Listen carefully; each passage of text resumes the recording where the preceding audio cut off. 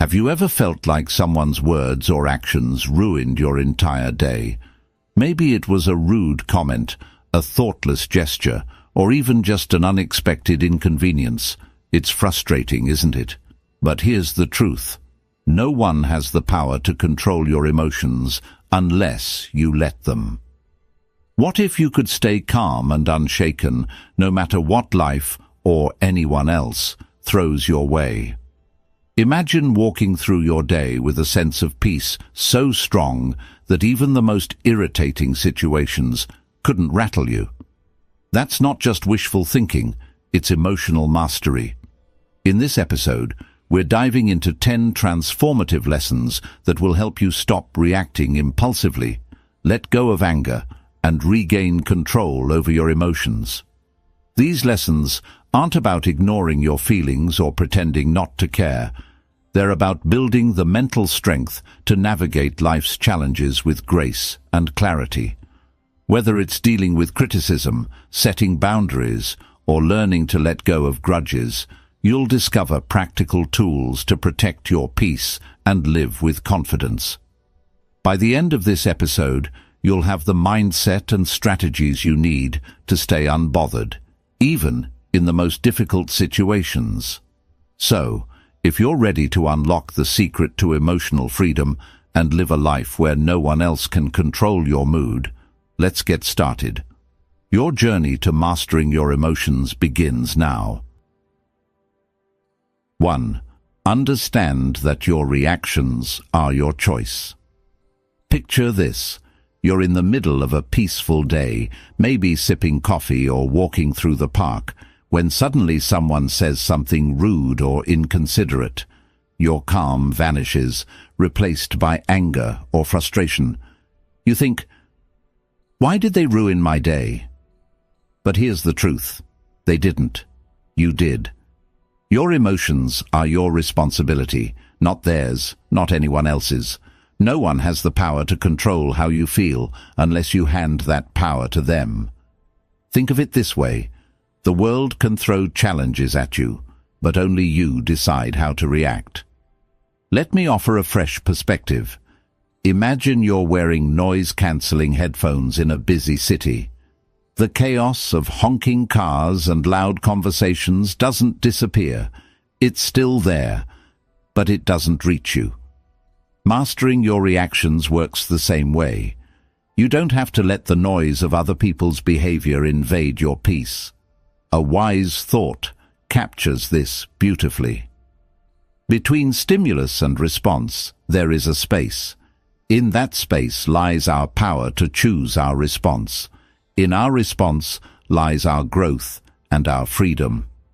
When someone cuts you off in traffic or criticizes your work unfairly, it's easy to blame them for your anger. But what if, instead of reacting, you paused? In that pause, you find power, the power to choose calm over chaos, strength over impulsiveness. Here's a real-world example. Imagine your co-worker dismisses your idea during a meeting. Instead of snapping back or stewing in resentment all day, take a moment to breathe and reflect. Is this about me, or is it their own stress or bias showing?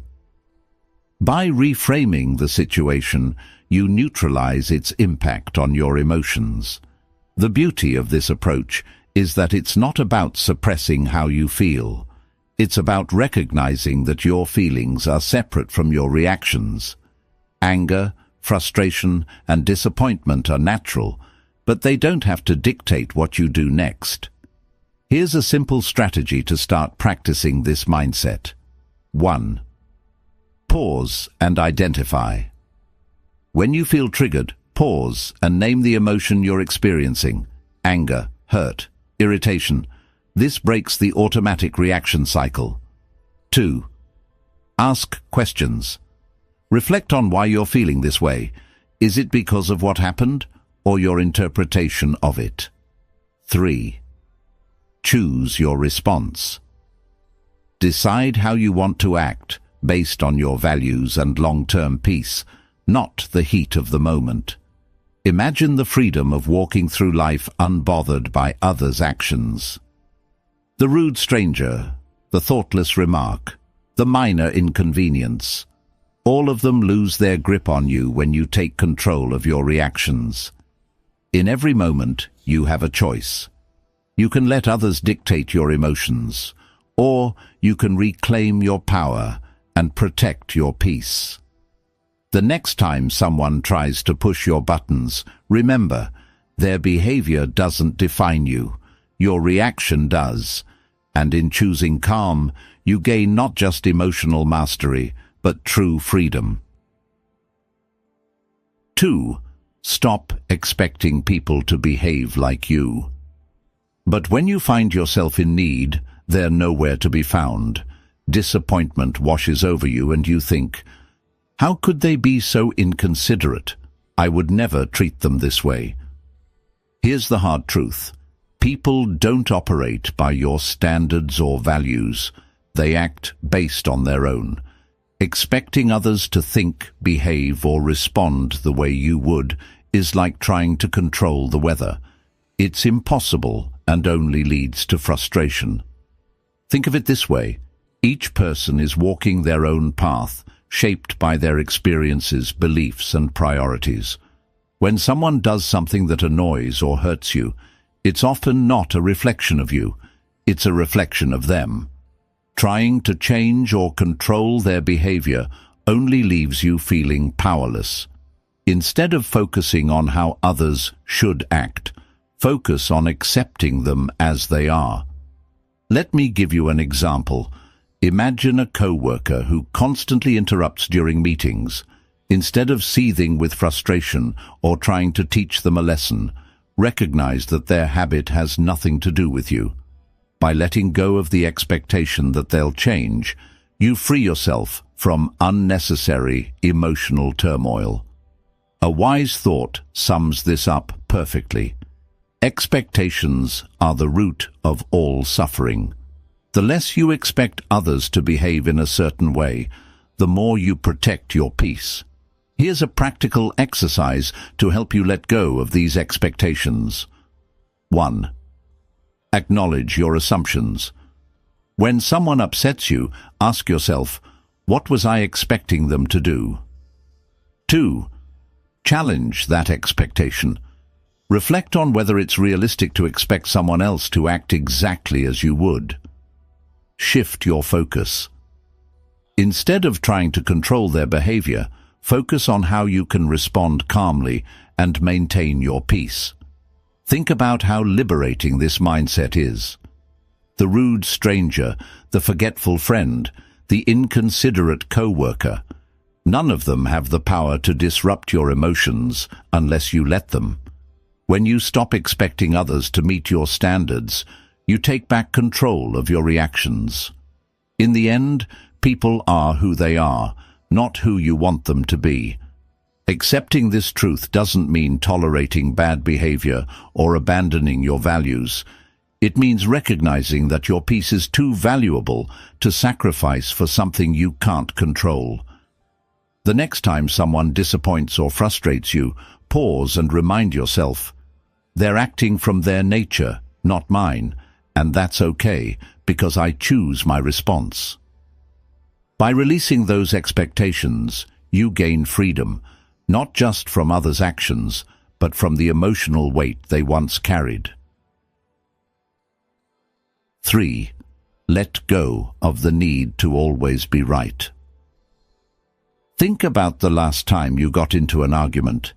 Maybe it was over something trivial, like which route was faster, or something deeper, like a disagreement with a close friend or partner. As the conversation heated up, did you feel that strong urge to prove your point, to show them you were right? We've all been there, clinging to our version of the truth like it's a lifeline. But here's the thing, that need to always be right, it's exhausting and unnecessary. The need to win every argument or prove your perspective often stems from insecurity. It's as if being wrong threatens our worth or identity.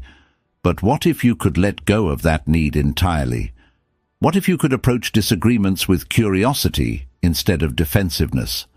A powerful thought to keep in mind is this: would you rather be right, or would you rather be at peace? Often, our insistence on being right creates tension, damages relationships, and fuels our frustration. On the other hand, letting go of the need to prove yourself allows you to preserve your peace and approach conflicts with understanding. Imagine someone accuses you of something unfair. Your instinct might be to defend yourself, to argue your case, or to point out their flaws in return. But what if you paused and asked yourself, is it worth my energy to prove them wrong? Will this argument change anything important in my life? In most cases, the answer is no. Here's an example. A friend might insist that their way of handling a problem is better than yours. Instead of diving into a debate, you could say, I see where you're coming from, and I respect your perspective. By doing this, you not only diffuse the tension, but also maintain your calm and avoid unnecessary conflict. The Taoist philosopher Lao Tzu offers timeless wisdom. He who is attached to his views will never grow. Letting go of the need to be right doesn't mean abandoning your principles or silencing your voice. It means recognizing that not every disagreement needs a resolution in your favor. It's about choosing when to engage and when to step back. Here's how to start practicing this mindset. 1. Pause before responding. When you feel the urge to argue, take a deep breath and reflect on whether it's worth your energy.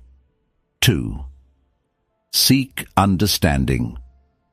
Instead of trying to win, ask questions to understand the other person's perspective. This approach often de-escalates conflict. 3. Pick your battles. Save your energy for disagreements that truly matter, ones that align with your values or affect significant outcomes.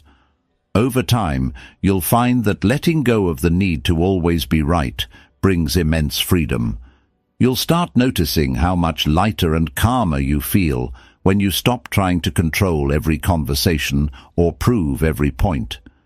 Arguments lose their grip on your emotions because you've chosen peace over pride. Remember, your value isn't tied to winning debates or proving your intelligence.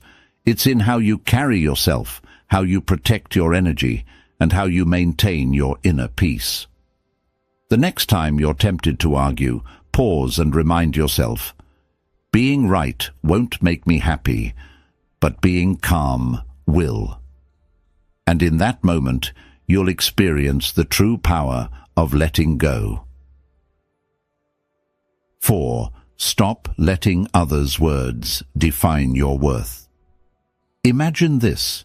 You're excitedly sharing an idea, something you're truly passionate about, and someone interrupts with a dismissive comment. Their words cut deep, and suddenly the confidence you felt disappears. Why does this happen? It's because we often let others' words define how we see ourselves. Here's the truth. Your worth isn't determined by someone else's opinion. It's not tied to their compliments, criticisms, or judgments. When you rely on others to validate you, you hand them the power to control your emotions. True emotional freedom comes when you take that power back. Let's consider an example. A colleague criticizes your work, not constructively, but in a way that feels harsh or personal. Your instinct might be to defend yourself or feel disheartened. But what if, instead of reacting, you paused and reminded yourself, their words reflect their perspective, not my value. By detaching your worth from their opinion, you protect your peace and maintain your focus. Marcus Aurelius captured this wisdom perfectly. It never ceases to amaze me. We all love ourselves more than other people, but care more about their opinions than our own. This isn't about ignoring feedback or dismissing others entirely. It's about filtering what truly matters.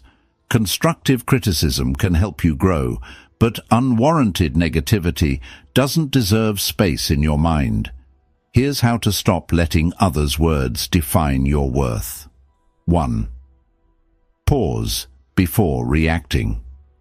When someone's words sting, take a moment to breathe. This pause gives you the chance to choose your response instead of reacting impulsively. 2. Separate fact from opinion. Ask yourself, is there truth in what they're saying, or is it just their perspective? Focus on what helps you grow and let the rest go. 3. Reaffirm your worth. Remind yourself that your value isn't tied to anyone else's approval. Your worth is intrinsic, independent of external validation. Lao Tzu offers another layer of wisdom. Care about what other people think, and you will always be their prisoner. Letting go of the need for validation doesn't mean you stop caring about people. It means you stop caring about opinions that don't serve your growth. By doing so, you free yourself from unnecessary emotional weight. The next time someone's words challenge your confidence, pause and ask yourself, am I letting this define me, or can I choose to focus on what I know to be true about myself? In that moment, you reclaim your power and remind yourself that no one's words can diminish your value unless you let them. True strength lies not in avoiding criticism, but in knowing your worth regardless of it. When you stop letting others' words define you, you create space for authenticity, confidence, and peace. And that's a life no one can take from you. 5. Protect your energy by setting boundaries. Picture this. A friend calls you in the middle of your busy day, asking for help with something they could probably handle on their own. Or perhaps a co-worker dumps a last-minute task on you, assuming you'll say yes. You feel the weight of obligation, but also the frustration of knowing this will disrupt your plans. Why is it so hard to say no? Here's the truth. Protecting your peace requires setting boundaries, and boundaries aren't selfish. They're necessary. Without them, you let others dictate your time, energy, and emotional well-being. Saying yes to everyone else often means saying no to yourself. A powerful reminder comes to mind. You can't pour from an empty cup. If you're constantly giving without protecting your energy, you'll find yourself burned out, resentful, and disconnected from your own needs. Boundaries are how you safeguard your emotional freedom while maintaining healthy relationships. Think about this. When someone oversteps your boundaries, it's not their fault. It's yours for not clearly defining and upholding them. People aren't mind readers, and unless you communicate what you're okay with, they'll continue to push, often unintentionally. Setting boundaries is a form of self-respect, and it also teaches others to respect you. Here's an example. Imagine you're always the person friends come to for advice, even late at night. You want to be supportive, but it's draining your energy. Instead of silently resenting them, you could say something like, I care about you, but I need to keep evenings for myself to recharge. Let's talk tomorrow instead. This approach is firm yet kind, and it protects your peace without damaging the relationship. Epictetus reminds us, freedom is the ability to live as we wish. Living freely doesn't mean ignoring others' needs. It means deciding where your energy is best spent. Boundaries let you choose your priorities and ensure you're not giving more than you can handle. Here's how to start setting boundaries effectively. 1. Be clear and honest. Communicate your limits calmly and directly. People are more likely to respect boundaries when they understand them. 2. Use I statements. Focus on your needs rather than blaming others. For example, say, I need some quiet time after work. instead of, "You're always bothering me." 3. Stick to your boundaries. Once you set a limit, uphold it. Consistency shows others that you're serious about protecting your space. Lao Tzu offers another perspective. He who knows when to stop does not find himself in trouble. This wisdom reminds us that knowing your limits and respecting them prevents unnecessary stress and frustration. Boundaries aren't walls to shut people out. They're bridges to healthier, more balanced relationships. The next time you feel overwhelmed or taken for granted, pause and ask yourself, have I communicated my needs clearly? Am I honoring my own boundaries? By setting limits, you free yourself from unnecessary obligations and reclaim your energy for what truly matters. Remember, you're not responsible for managing everyone else's feelings or fixing their problems. Your primary responsibility is to yourself, your peace, your time, and your emotional well-being. So, protect your energy, set your boundaries, and watch how much lighter and more in control you feel. Because when you prioritize yourself, you give the best version of yourself to the world. 6. Detach from the opinions of others. Imagine this. You share an idea you're proud of with a group of people, but instead of support, you're met with criticism or indifference. That sting of disappointment? It's real, and it can spiral into self-doubt. But here's a question to ask yourself. Why does their opinion carry so much weight? The need for approval is deeply ingrained in us, but relying on external validation is like chasing shadows. You'll never truly catch it.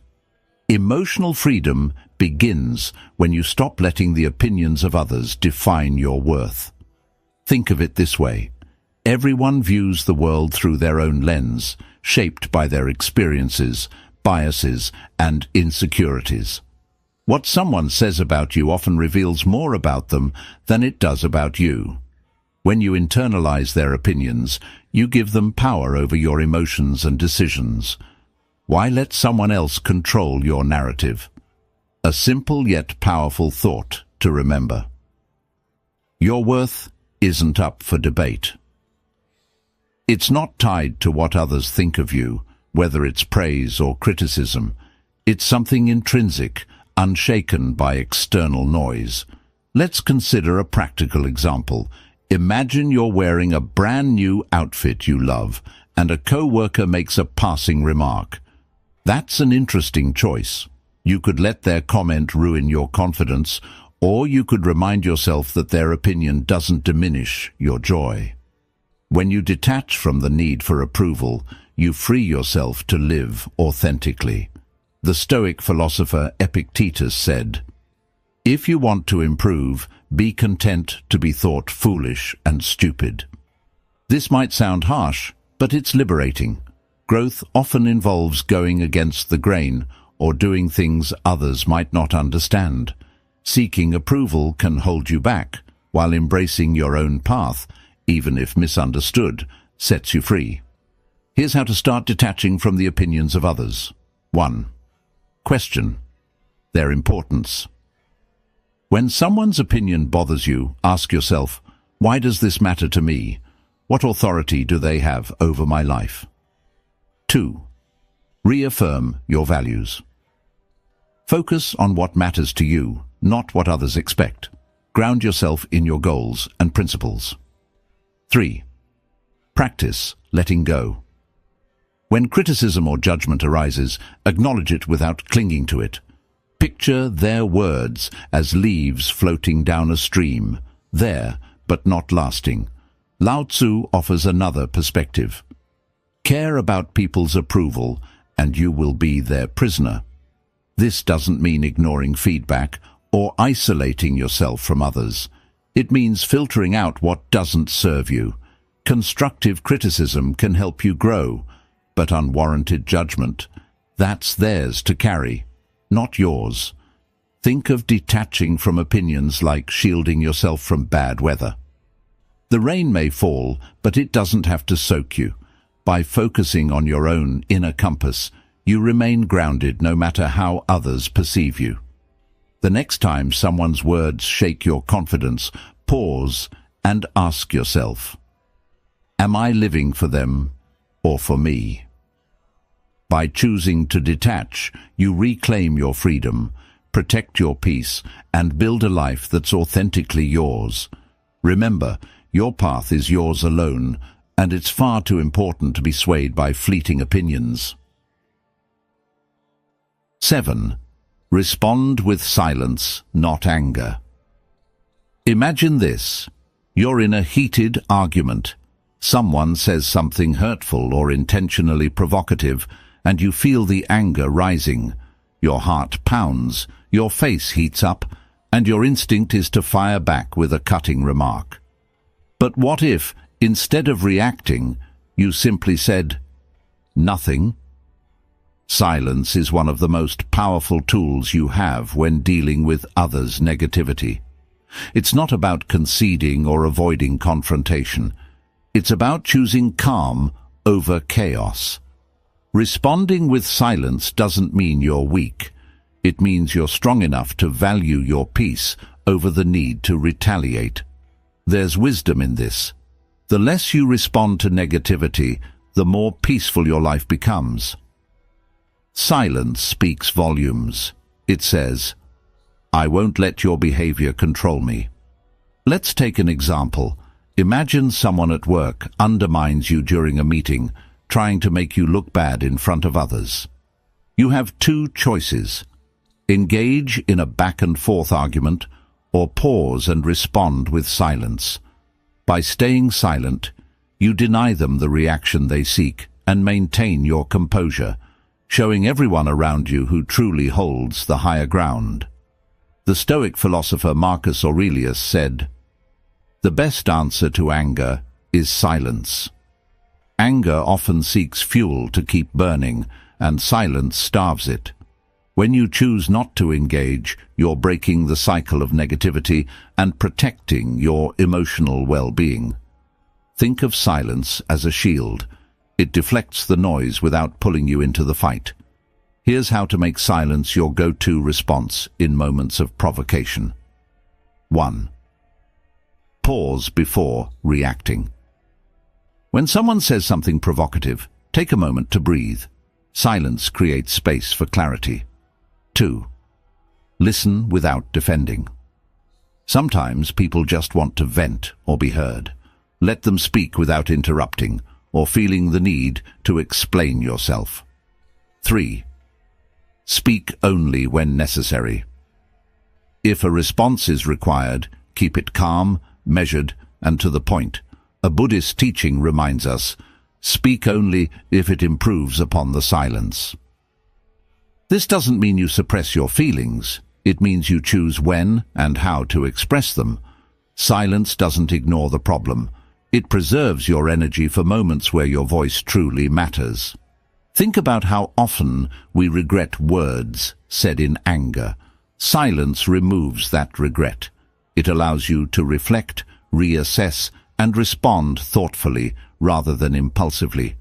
And often, silence says more than words ever could.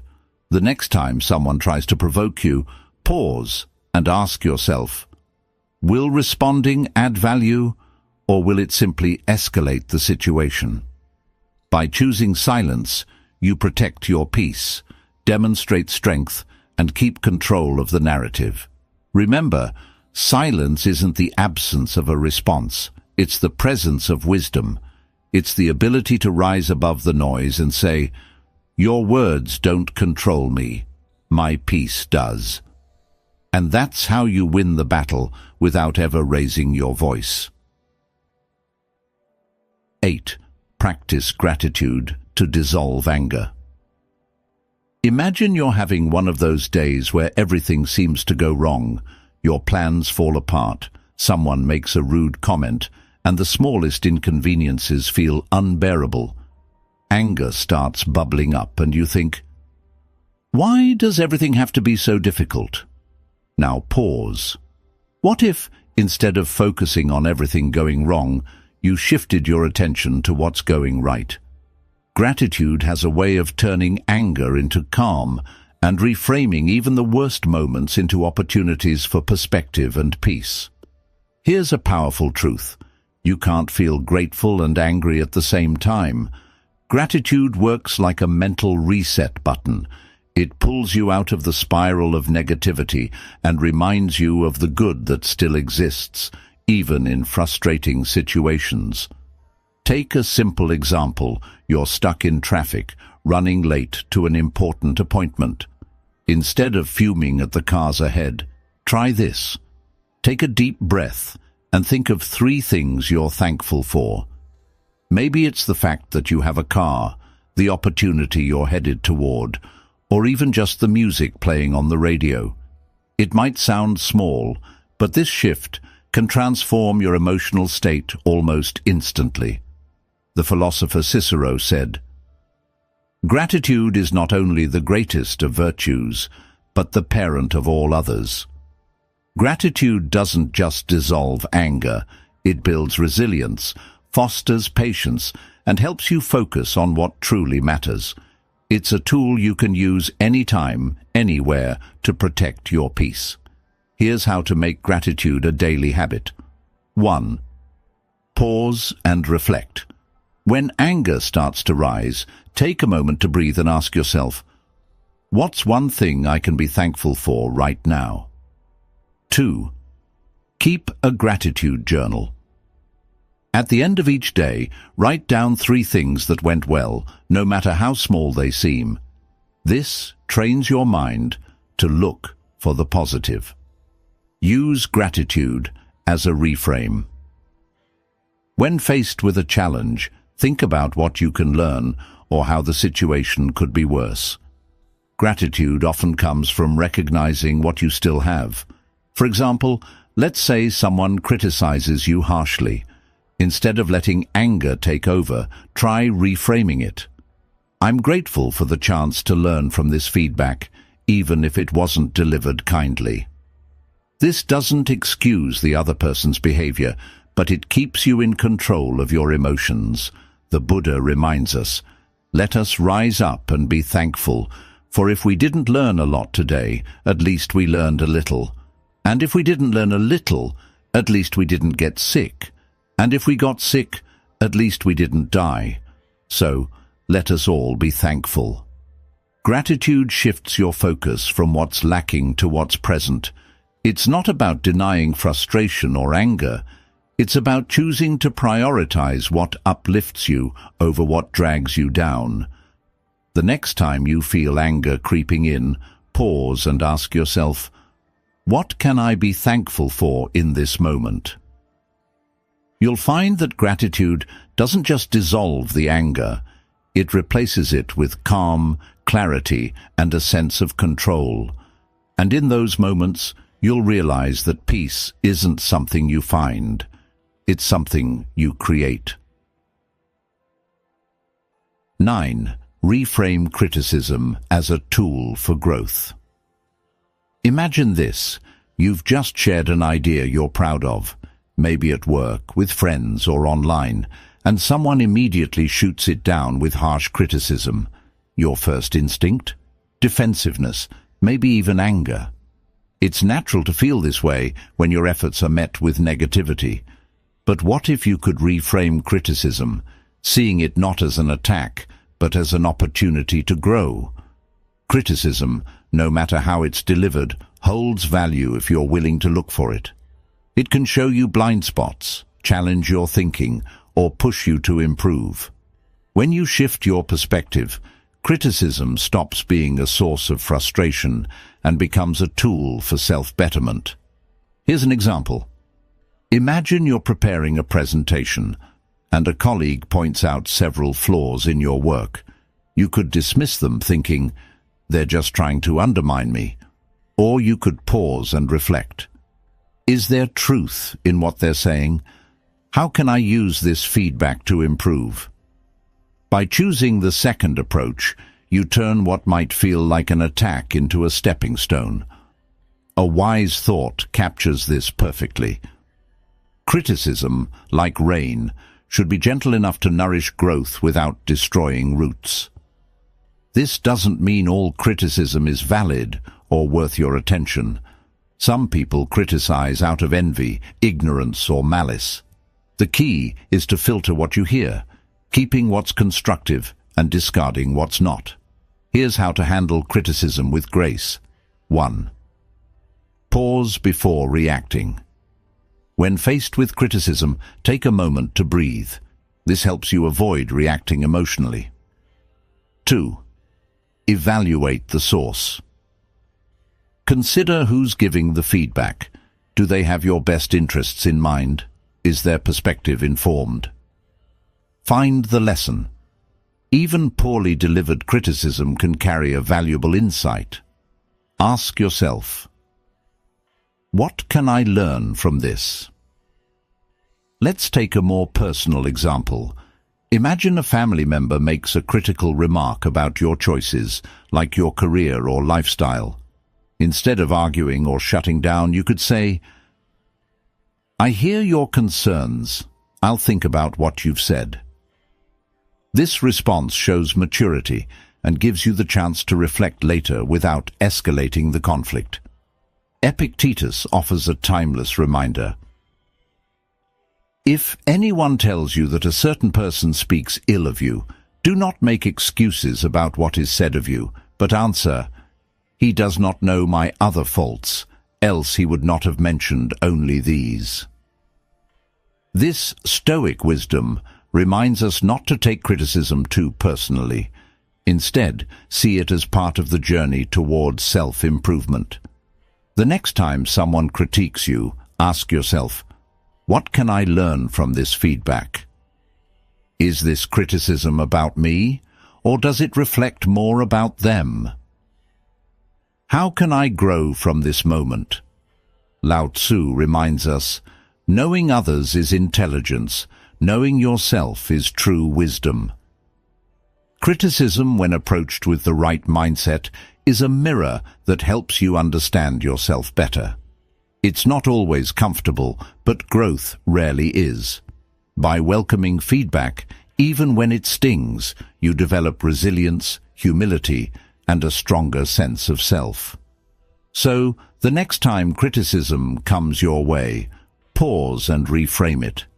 See it not as an obstacle, but as a stepping stone toward becoming your best self. Remember, growth often hides in discomfort, and those who embrace it unlock a level of strength that no criticism can shake. 10. Master the art of letting go. Imagine holding onto a hot coal, determined to throw it at someone who hurt you. But while you're waiting for the right moment, the coal keeps burning your hand. Anger, grudges, and resentment work the same way. They harm you far more than the person who caused your pain. The real strength lies not in holding on, but in letting go. Letting go doesn't mean forgetting or condoning what happened. It means releasing the emotional weight that drags you down, freeing yourself from the control of the past. When you let go, you reclaim your energy, your peace, and your ability to focus on the present. The Buddha puts it beautifully. Holding on to anger is like drinking poison and expecting the other person to die. Think about a time when someone wronged you. Maybe it was a betrayal, an unfair judgment, or an unkind word. How much time did you spend replaying that moment in your mind? How much energy did you waste imagining confrontations or seeking revenge? Letting go is the antidote to this endless cycle. It allows you to move forward instead of staying trapped in the past. Here's an example. Imagine you're at work and a colleague takes credit for your idea. You could spend days stewing over the injustice, letting it affect your mood and productivity. Or you could let it go, recognizing that your worth isn't tied to one moment of recognition. By choosing the latter, you protect your peace and focus on what truly matters, your growth and future opportunities. Lao Tzu offers profound wisdom. When I let go of what I am, I become what I might be. Letting go isn't just about releasing anger or resentment. It's also about letting go of perfectionism, fear of failure, or the need for control. It's about embracing life as it is, with all its unpredictability, and finding freedom in acceptance. Here's how to start practicing the art of letting go. 1. Acknowledge your feelings. Suppressing emotions only makes them stronger. Allow yourself to feel hurt, anger, or disappointment without judgment. 2. Reframe the situation. Ask yourself, what can I learn from this experience? How can I grow stronger because of it? 3. Focus on the present. Letting go is a choice you make for yourself, not for the other person. Shift your attention to the here and now, where your power lies. Think of letting go like releasing a balloon. The longer you hold on to it, the more it strains your hand. But when you let it float away, you feel lighter and freer. Life becomes less about what happened and more about what's possible. Marcus Aurelius reminds us, do not be disturbed by what is outside your power. Let it go, and you will find peace. This doesn't mean letting people walk over you or ignoring injustice. It means choosing where to direct your energy. By letting go of what you can't change, you create space for what you can, a brighter, calmer, and more fulfilling life. So the next time you find yourself clinging to anger or regret, pause and ask yourself, is this worth my peace? What would my life look like if I let this go? The answer will guide you toward emotional freedom, because true strength isn't in holding on, it's in knowing when to release. And when you do, you'll discover that the lighter you feel, the stronger you become. And there you have it, 10 powerful lessons to help you master your emotions and stay unbothered no matter what life throws your way. These aren't just ideas, they're tools you can use every day to protect your peace, build resilience, and take control of your reactions. Remember, the goal isn't to suppress your feelings or become indifferent. It's to respond to life's challenges with clarity and strength. Emotional mastery isn't about what happens to you. It's about how you choose to react. The power to stay calm, centered, and free lies entirely in your hands. As you move forward, take these lessons with you. Practice pausing before you react. Set boundaries that protect your energy, and let go of the things and people you can't control.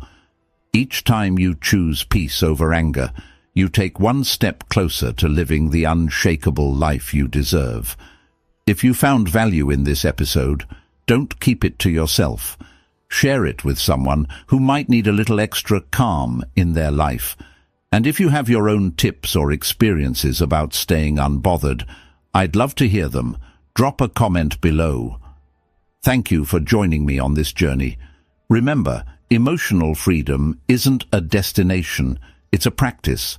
So keep showing up for yourself, stay mindful, and keep growing stronger every day. Until next time, take care and stay unbothered.